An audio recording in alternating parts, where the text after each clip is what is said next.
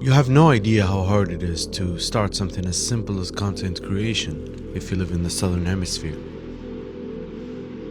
What seems to be a very normal pursuit in the Western world comes with some unusual complications for people like me. You have to deal with a lot of doubt, a lot of social stigma that is practically inexistent somewhere else. Any attempt at standing out comes with a lot of shame. Any attempt of breaking the mold and breaking society's expectations of you gets you into trouble. Naturally, you can see how that can cause you to be very insecure about anything you do.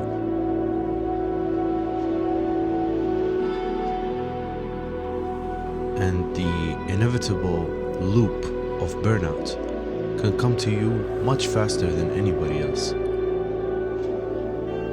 Without even mentioning that time goes on, your passion is still there, but your action is absent. Besides, I keep hearing about people saying that YouTube is terrible now. I keep hearing that from YouTubers specifically. Trust me, this will come in handy later. But if YouTube is so bad, why do they keep doing it? That's a good question. When I started thinking about it a little bit and I was like, this guy's words and actions are not consistent. I was like, maybe YouTube has not dried up. Maybe YouTube is still a good thing. And like, if I want to generalize this, maybe content creation is still something worthwhile. Especially, as I said, if you're not a doctor or engineer. So that kind of revived my desire to do YouTube again. Outdoors Podcast, Episode 2. Welcome back. Today's guest is a friend, neighbor, and fellow content creator who goes by Psyche. Check out his amazing content on his Instagram page linked below. In this episode, we talk about the strange and strenuous process of becoming a content creator as a person who was born and raised in a third world country. Now, enough of me yapping. I'll let these two yap about it instead. Did you invested, I would say, like a lot of money, a lot of effort to like regain the momentum, I would say, after what you faced in your early years, starting recording videos in 2013, I would say. Yeah, I made my first video in 2013. It was like some dumb gameplay and music. I was really bad. And I made a few videos after that, but not consistently. It's like if you go, all of these videos are unlisted on my channel, but if I go to like my YouTube channel, my section that has my videos, there's a lot of videos you will find there that I uploaded and then I took down because I was too ashamed of them. I thought they were corny, or why would I do that? Even though there are many YouTubers who keep really old shitty videos on their channels and they don't care. Yeah. This is what happened when you live in the third world countries. It is. Bottom line is, it is definitely harder to make content if you live in a third world country than it is if you live in the West. I mean, we've just been interrupted already. I mean, despite all of that, we're still trying, you know? We're still doing it. I mean, we are right now. Now I reached a time in my life where I feel like time is the most valuable thing I have. So I was like, I can put some money aside, invest in some equipment, and give this a shot 100% and see if it actually works. I started doing it. I'm still doing it. I'm gonna keep doing it. But when I started, the hurdles of like that this YouTuber was talking about, or other YouTubers, like copyright or restrictive speech, like your speech is really restricted on YouTube. Despite all that, deep down, that child was still alive and I still wanted to do YouTube. Like that child constantly screamed at me to make YouTube videos, even if they suck. I mean, I'm not planning to blow up. I'm doing this for fun for now. But I can feel like there's a little bit of like, yeah, watch me, little kid, we're gonna make it now. There's no like going back and start from again. Yeah, I'm not gonna deny that. I mean, there is something I want to add. So one thing is true. Making content in a third world country is a lot more difficult than making it in the West. You can cite many reasons, and of course there are no extremes in this situation, so I'm generalizing. But even when I generalize, the first thing that comes to mind is that in the West there are a lot more examples of it succeeding. So like if you are a young kid, you're a kid, and you want to become a YouTuber, there's probably a few examples in your country or even probably in your neighborhood of content creators that have made it and are successful and have gained people's respect. There's precedent. So the path is already, as we say, it's a commonly walked path. The path is set for you. Unlike if you try to do it in a third world country, not many people make it in the content creation sphere. And when they do make it, they usually have to compromise like their self-respect. I think you know what I'm talking about. Like the YouTubers that are well known in our country, usually they are also known for being a bit sketchy. Doing some weird shit, like letting us know too much about their personal life, you know what I mean? But yeah, of course this is not a rule. But I think generally it is true. And I'm wondering, as somebody who has left, like what, twice over now? Yeah, it's been now twice. Yeah. How does that feel? What do you make of all this now that you left? How much did your perspective change on this matter? I mean, I will give you an example, but it's gonna be like story time. You know, for the first time, like leaving Morocco was a little bit. You comfortable with the country staying in? Now, We're gonna cut that out. Come. If you know where we are. If you don't know, you don't know. I don't know what to tell you. If you know this view, you're a real one. If you don't know it, you're still a real one for watching this. Leave a like. the first time, of course, was the first, I would say, like the harder one, because it feels like a dream, you know? Like you grew up in a hometown where everyone is constantly talking about leaving their hometown for a reason. You know, when you grow up in a culture where, not I would not say worship, but like give a lot of attention to leaving It's their like- hometown. I see it this way. Somebody who lives in a developed country, a good country, they immediately can just chase their dream. Like if they want to become an athlete, they can just become an athlete because everything is available in their country. But for us, the first thing you should do is leave your country To make something out of to, it. to maybe make something out of yourself. Maybe. In this case, it depends on the mindset, because like for me, what worked for me, the first time you go out, you start seeing things like they are not common or usual in your hometown. It's like one time I was walking down the street. I was like waiting for the bus. You know, I was heading somewhere. Confidential. And this is in another country, not the country we are in. Like No. the more developed country. Yeah. Exactly. And I walked by a person who was like there, who was building like handcrafted shapes of sand. Like sculptures. Yeah, and for a moment I stopped and started like trying to appreciate the art, because we are artists, you know. And I realized that there's a lot of people trying to stop and trade their time and attention for someone who's building things out of his hands and giving an applause for it. Didn't resonate with the same things that happen in our town. When you see someone's like trying to like, well, we do it, but in a different way. Like there's a game in my town where you should like kick a ball, and you're like, if you like, what is the word? I think you know it. Like you kick the ball to drop Yeah, a some bunch bottles. some bottles, and if Yeah. you drop all of them, you get like a prize. Yeah. But in this case, it seems like you and people who like cross these games in the streets, they don't stop and like appreciate the effort of that guy who's making a living out of this game. They just like trying to get the benefits behind the game in itself, because you have to give money to gain money, and this is the only time where you can like get someone's attention when the only motivation behind it is getting money in So- back. It's like exchanging benefits. So like nobody would stop if it was just an artist painting. No, But they no, are no, no. They would stopping- not stop, They bro. are would stopping not because stop. the person organizing this understands the mindset of the people around him well enough that he has attached a prize money to it so that he can get people to engage. So if there was no prize, if it was just him showing off his football skills, I don't think anybody would stop. And like, what I find interesting is that the way you described it. Because they're gonna waste their time. Exactly.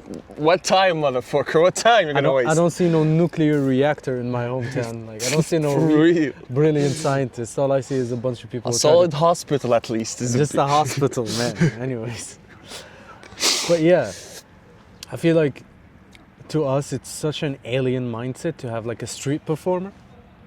It's so weird. We never see, like, rarely do we see street performers. And Rarely. they're so like we have a lot of people who are interested in music and they know how to play like guitar and piano and stuff like that. I have never seen someone in the street just in the corner with his guitar playing, you know. So somehow adds a little bit of vibe in the city. It does. Some like open-minded people here. There's no, I mean, why would you feel ashamed to go out, taking your favorite piece of art and start playing? And you're gonna think people looking at you in the wrong. Because Look. people here, I think, I don't want to like, He thinks. I don't want to shit all over my people. They're still my people. Mhm. But I'm allowed to shit on them since they're my people. The idea of chasing your dreams in our home country and by like or doing something just for the pleasure of doing it, which usually is like linked to art or doing drugs or something like that. But we're talking about art here. So like doing something, as they say in French, pour le plaisir. Like playing the guitar in the street just for fun, maybe get a few donations. But nobody's doing that for a living, you know. They're doing it as a stepping stone towards their big dream.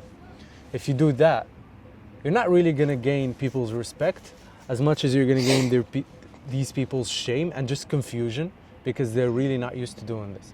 Like street performers have existed in Europe, for example, since the fucking Middle Ages. But in our case, streets existed only 100 years ago, let alone street performers.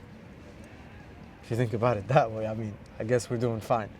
But yeah, it's like nobody's willing to give their time to appreciate somebody's art. Under what excuses? Is it like, because sometimes you find some people, the only excuse is I have a mom, my old mom, I need to take care of her, and they're just like, what do you think about this?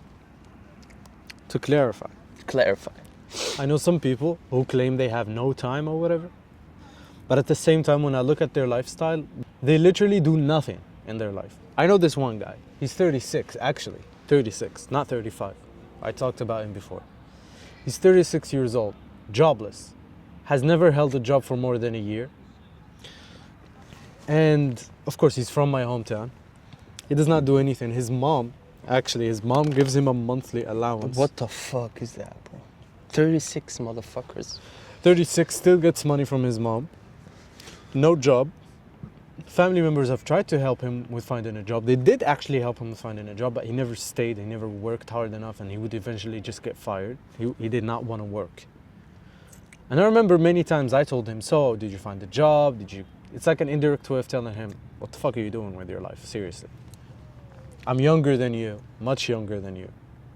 And the pressure of finding a job and just being at least financially independent is immense.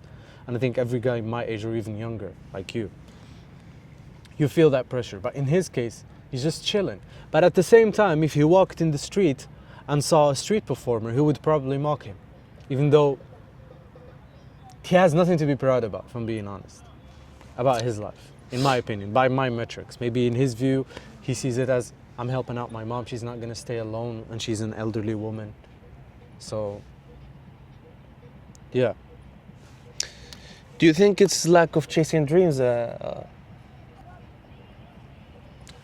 Is it a lack Of chasing dreams, of ambitious?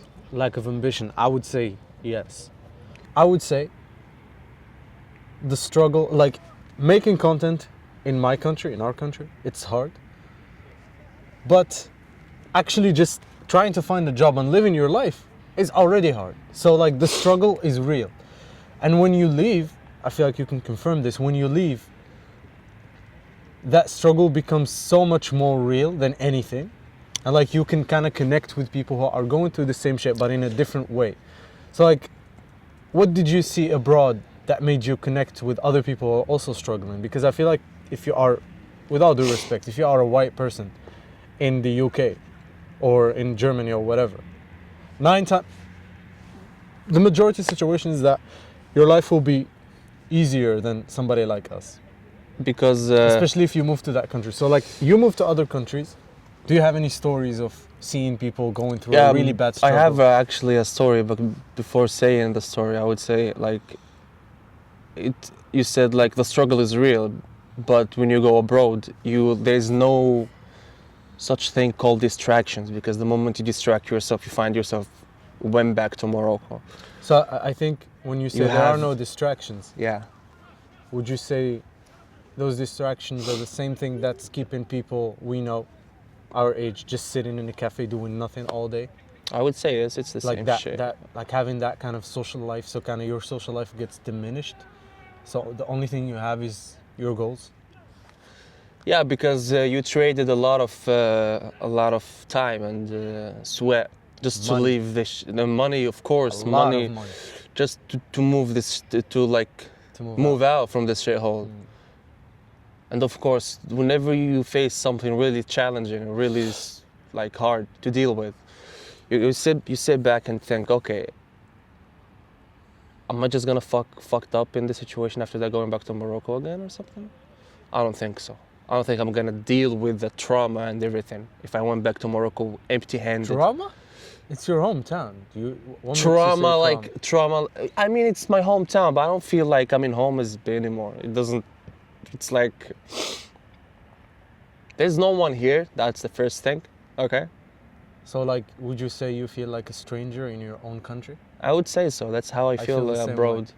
Abroad? That's how I feel abroad. Yeah, because it's I don't know. It's a phenomenon or something like that. But it's It's like, hold on. So you feel like a stranger in your hometown, and you also feel like a stranger abroad.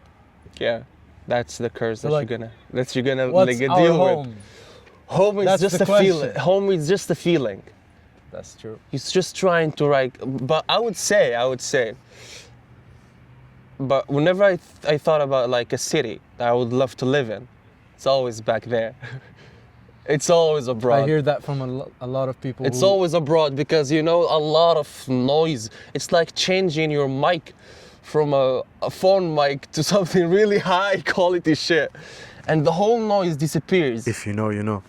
The whole noise disappears. The drama, the bullshit, the nonsense, nothing.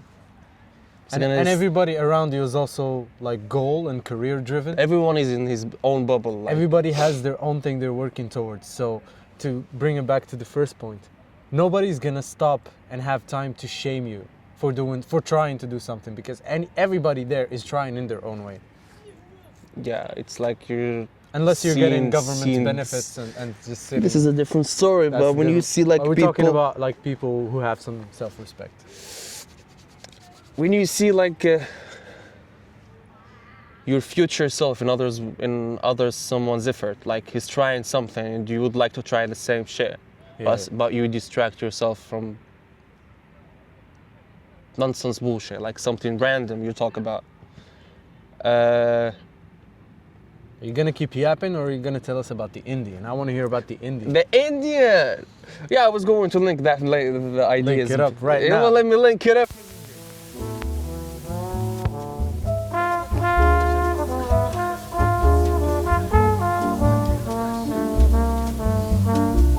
I would say. When you, I would say. mm-hmm.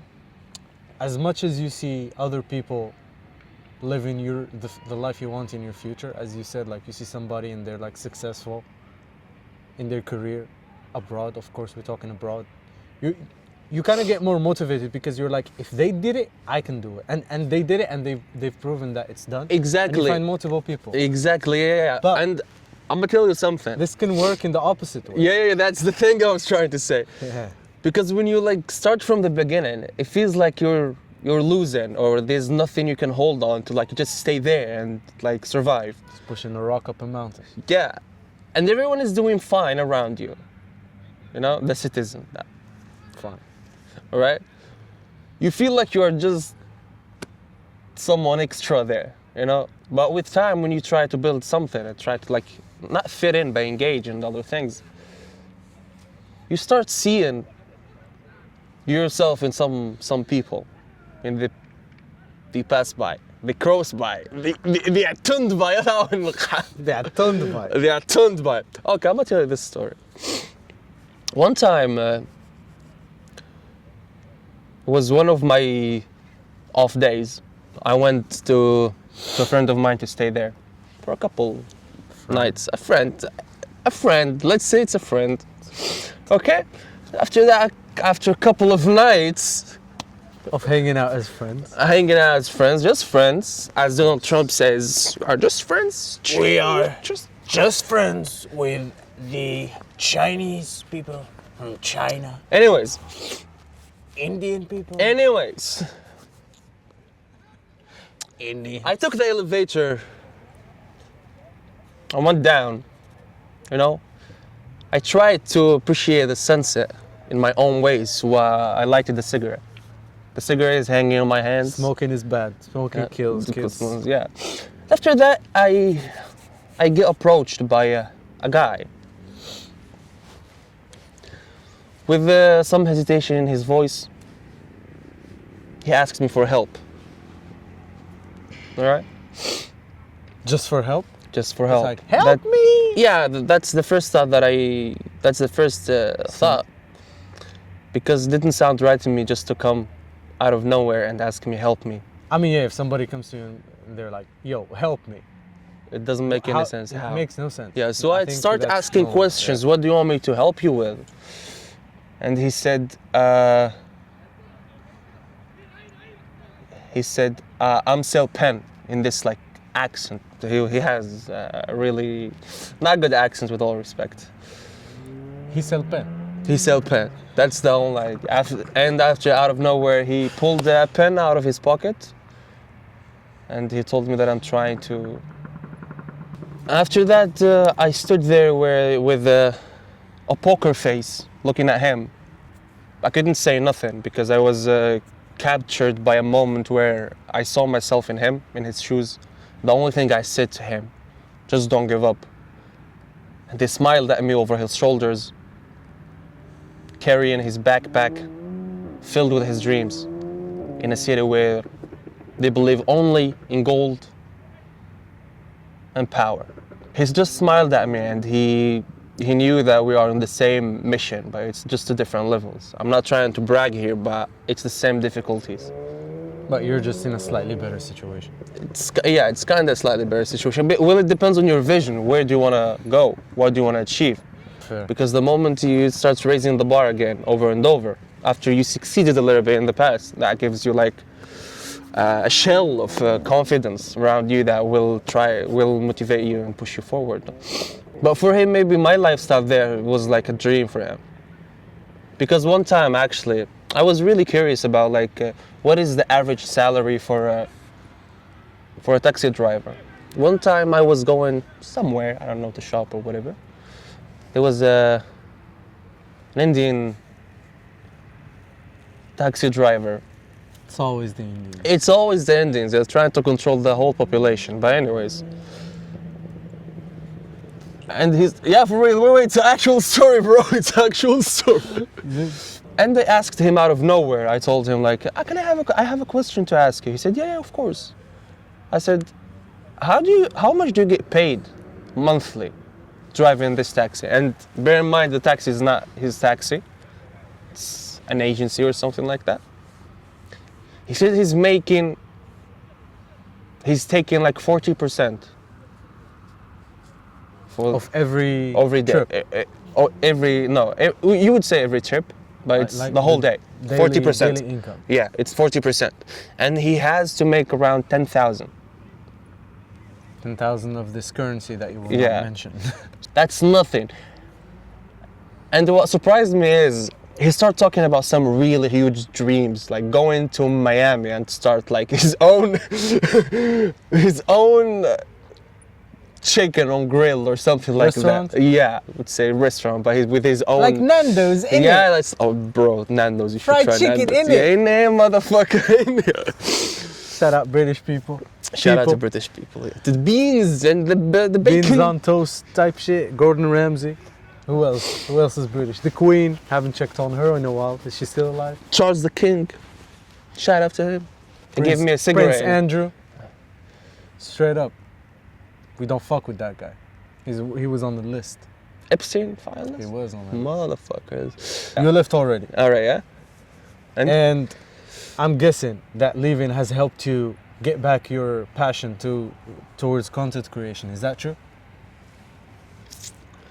Yeah, I did actually, but in a strange way, because after you see the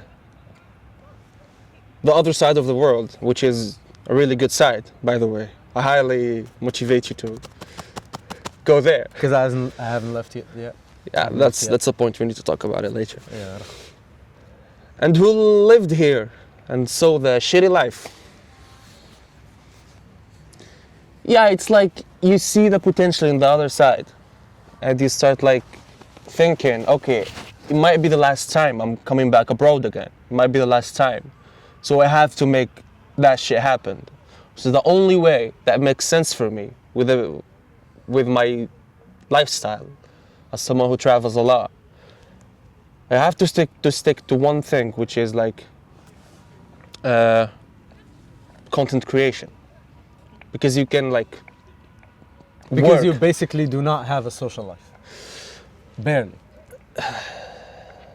Is that I a think- personal question you were trying to ask me, or are you trying to dig inside with the actual shit, motherfucker? Hear me out, Don't because- use our conversations as a proof. Because this is the thing.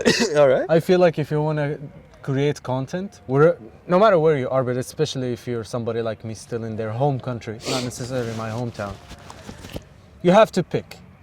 You need a job, you need to make money, and you need to fund the hobby. Because if you're going to record, for example, you're going to need a camera, a mic, so on. You need to fund it. So if you're going to fund it, you're going to need a job. So you're splitting your So- time into two things. Split in time. I barely have any time. So like deciding, I like if I want to make videos, I have to decide. I need to sacrifice something, and usually the first thing that comes to mind and the first thing that goes away is your social life. Actually, you're right about this point, because I barely go out now. So in a way, even though you are living a vastly different life from me, we kind of relate on that level, because I also do not have a social life, and I decided to focus on content creation instead of having a social life, because I feel like it's a form of investing in myself. At first Especially it with wasn't- your age. It's fine. It's fine. He's Accept the calling me truth. old, man. I'm frail. Okay, continue. So like, at first, even though I really felt like I needed to do it already, just cross it off the list. Even if it doesn't work, at least I can say I tried. For like, genuinely try for like a year or something. I still couldn't do it.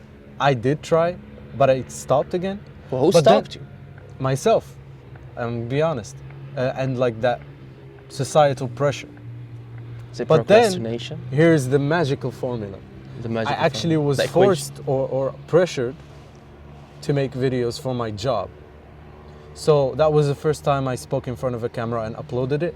And because I needed to do it for work, I was in work mode. So in other words, I didn't think about society or shame or anything like that. It was for work, for my 9 to 5. I'm gonna go in, do what I need to do, and leave in as little time as possible. So that kind of helped me break the shell. But during that whole experience, I made like 5 videos for my job, for my like the place I work, not mentioning. I made like 5 videos. And every single time, from the first time to the last time, all of my coworkers would discourage me and tell me it's too hard, it's too difficult, you won't be able to do it. You still have to do your regular job, which is true, but I managed to balance it What somehow. do you think about this? Do you think it's something, because many times when I try to do something meaningful, I always hear the same script. What do you think about it? I think it's because people who are not able to accomplish anything in their life and they want to, but they can't, they are unable to conceive of the, like they can't accept the idea of seeing somebody else do the thing that they were not able to do. So because I think, this sounds a bit egotistical, but I think the reason why they discouraged me from making videos was because they tried previously and they failed miserably. And they couldn't conceive of me doing it. So, excuse me. So I did it the first time. I thought that would shut them up, but it didn't. Which makes me think that they also tried over and over and they failed. And they're trying to project that on me. Meanwhile, I am pretty confident that I can speak in front of a camera. I'm not an expert, but I think I can do a decent job. Yeah, because you tried. You just didn't quit. I just didn't quit. I gave it my all. I wrote a script. I was focused. I was working with a cameraman. He was an experienced cameraman and a video editor. I was like, am I going to really waste this opportunity because of my incompetence? Or am I gonna give it my all and hopefully learn something from this expert? So I think, you know, we all know the choice. I mean, you know the choice is that I went for this second choice. Okay, of but still doing it yeah. because there was value in there for me. Okay, there's another idea I want to talk about, which is when you try to like focus on your goals, I would say, you're naturally isolating yourself from society. But what do you think when you live in a society where you have to like interact with each other just to like build something? It's like you can't build it by your own somehow. You're not relying on someone, but it's just like you have to interact, you have to smile regardless of how you feel, sad, angry, you know, it's like not وتجيبون نفاق ولكن something else. Sometimes ولكن you know, like when you have to focus on your shit, you have to isolate yourself. Okay, but you are now kind of in between. Is you're working in a social workplace. I do, yeah. And in the same time, you can hear the bullshit around you, the drama, the nonsense Exactly. shit, and you can see through that shit easily. How do you feel about it? Like when you try to like wear another mask, just like to, I'm gonna be honest. you know? I used to think I was good at wearing that mask, but the cracks are starting to show. My real self, which makes me seem like I'm some fucking criminal, but my real self, who is more unapologetic and less willing to engage in the social song and dance, that side is coming out more than my masked side, because I'm at a point where I really don't have the energy to act anymore. And another thing, I'm in power saving mode, you could say. So anything that will drain my energy at the end of the day, I try to get rid of it, because I still have to go home and record or edit, and that takes a lot of energy. Because keep in mind, I work, I need to cook, I need to clean, I need to do my daily chores and do my job and look for a way out. There is so little time that my tolerance for bullshit has become basically like zero, you know? And Does that add What I more do- struggle to you when you try Actually, to no. leave this place? I think it's beneficial to live in power saving mode, because you naturally avoid anything that you know will drain you, as long as you are mindful enough. So for example, I used to always debate my coworkers. Nothing against them, cool people, some of them. When I try to debate them, I find that at the end of the day, when I leave the office, I'm tired. But when I just stay quiet, keep my headphones in, listen to a podcast, do my work and leave, I have so much more energy.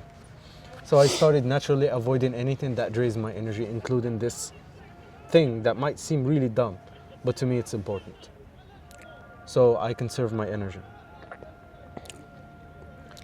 But yeah, the decision to go either way, like sacrificing your social life or prioritizing your dreams and goals, Because trust me, man, you don't want to. nobody wants to fully isolate themselves. I'm not gonna lie and sit here and say that I can live alone or whatever. Lone wolf mentality. But when you lose 2 times in a row, you became more in a defensive mode, you know, for myself. You're saving mode, I'm in a defensive mode. Whenever Yeah. like I think about something that will not, is not related to work or editing videos or something like that, I totally see it like a waste of time. Like going have- out, partying, drinking, bullshit. What the fuck is that, man? I have a story. And that's why, because, okay, I'm gonna hear your story. Because whenever I try to ask them what is fun, they're always addressing the same bullshit. Clubs, drunks. Tell us a story, let me hear the story. I have a story about this. Hmm. I used to have a group of people I would game with, play video games. I'm gonna say a really bad slur, which is the name of the game, League of Legends. Shout out to League of Legends sponsoring this video. Fuck y'all. Fuck y'all.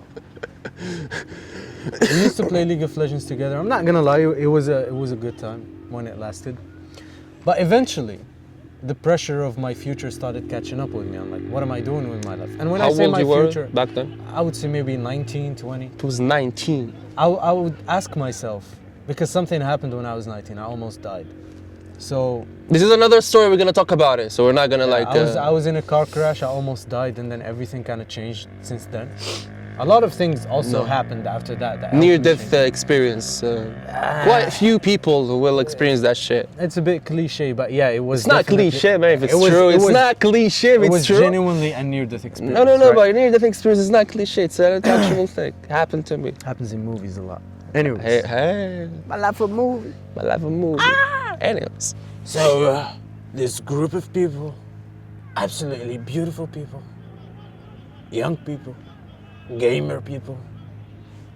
we started playing video games, and it was really fun. It was like the only form of social gathering I could do at the time because I was broke as fuck, so I couldn't go out and just spend money.